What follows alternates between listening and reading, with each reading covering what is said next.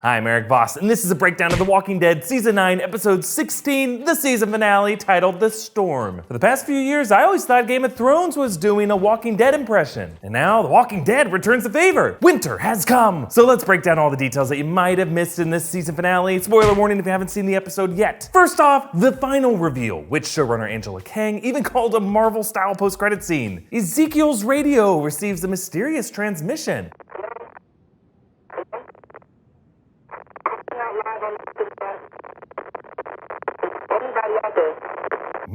Sounds like Captain Marvel to me. According to the closed caption of this episode, she says, "Hello, hello, calling out live on the open air, is anybody out there?" This word choice strongly indicates one possibility. And spoiler warning again, if you don't read the Walking Dead comics, this line is nearly exactly what Eugene says over the radio in issue 151. And he ends up connecting with a woman named Stephanie, who's from a new community called the Commonwealth. The Commonwealth is a relatively advanced community in Ohio consisting of 50,000 people, with a concert arena and stormtroopery soldiers.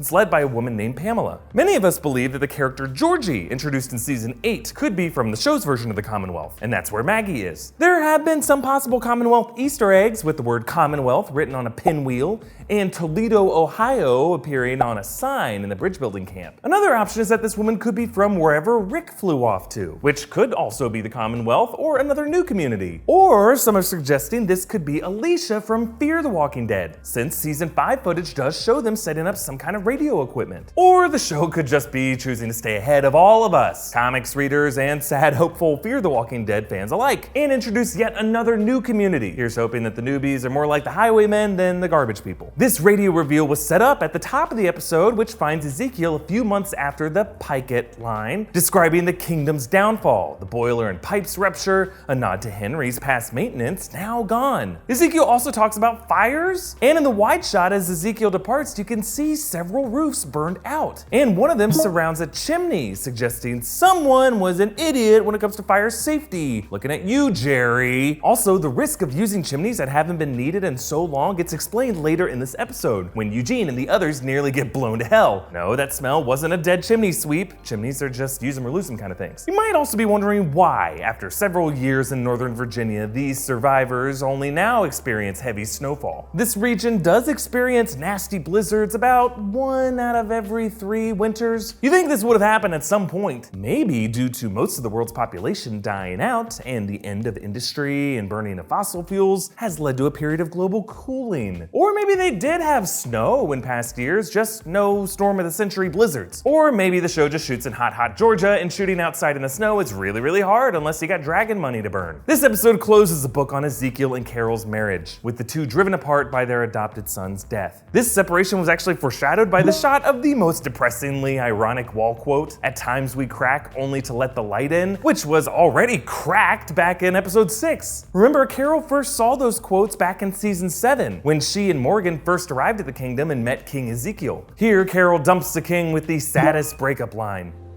"And I'll never regret the fairy tale." This is a nod to Ezekiel's proposal for her to escape the horror of the real world by embracing his fantasy illusion. "You're selling these people a fairy tale."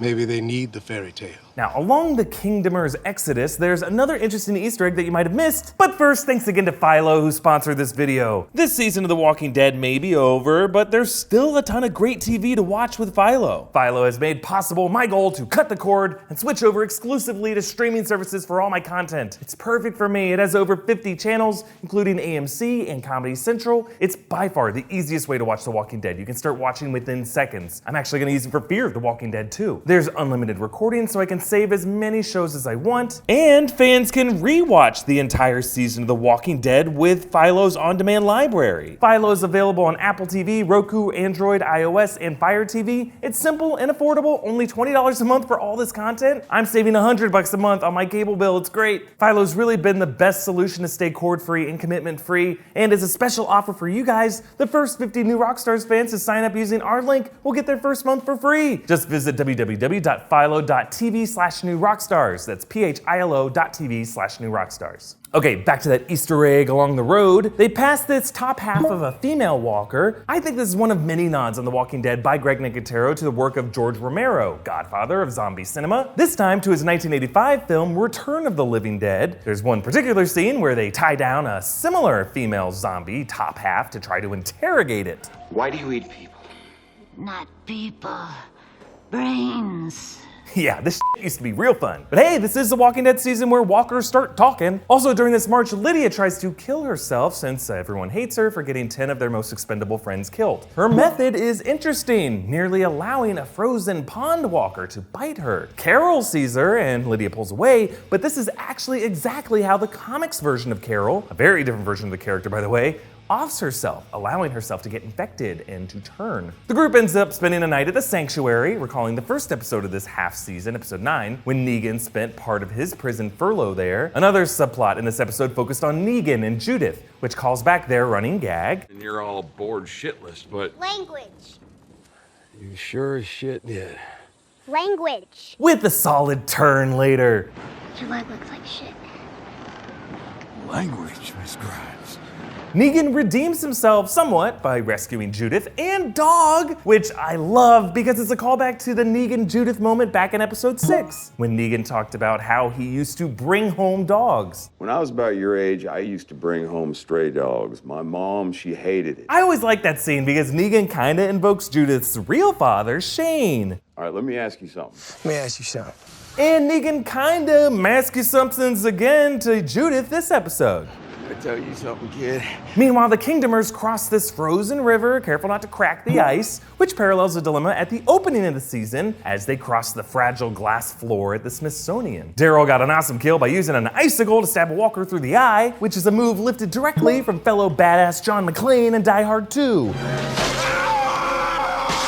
This season has been full of homages to iconic horror cinema, and they snuck in one last nod at the hilltop, a sudden cut to this frozen walker, the one whose head Daryl shatters. The framing is very similar to the shot in The Shining of Jack Torrance frozen to death in the snow. And as Unky Daryl throws snowballs at the kids, and as Beta flogs Alpha to keep us stronger, Ezekiel makes an interesting reference in his final speech. We'll make it through this winter of our discontent. Always the theater nerd, Ezekiel is alluding to Shakespeare's Richard III, which opens with the line, "Now is the winter of our discontent, made glorious summer by this son of York." Richard is describing the ascension of his brother Edward IV to the throne, Edward being both the son, S-O-N, of York, and the sun, S-U-N, his moniker being the blazing sun, outshining Richard, a hated hunchback. Ezekiel's winter of discontent is the recent storm of this episode, the blizzard, the loss of his son, the loss of his kingdom. But his hope here is sincere, answered by a call over the radio. Now, going by the last time The Walking Dead sent a mysterious woman's voice through a device, when Rick heard the ghost of Lori through the phone, I think we could interpret this mystery caller as a similar transcendent voice from the heavens that will probably try to murder them all in season 10. Who do you think is the voice on the radio? Comment down below with your thoughts, follow me on Instagram and Twitter at EA Voss, and subscribe to New Rockstars. And some special news, New Rockstars would love to go to VidCon this June. And if you plan to go and would like to see us there, tweet at VidCon to let them know, please. Like, we'd love to host a panel, a live show, a Q&A, a meet and greet. Really, we just love to be able to thank all of you in person for all of your support. So let's light up those phone lines and get New Rockstars at VidCon 2019. Thanks for watching. Bye.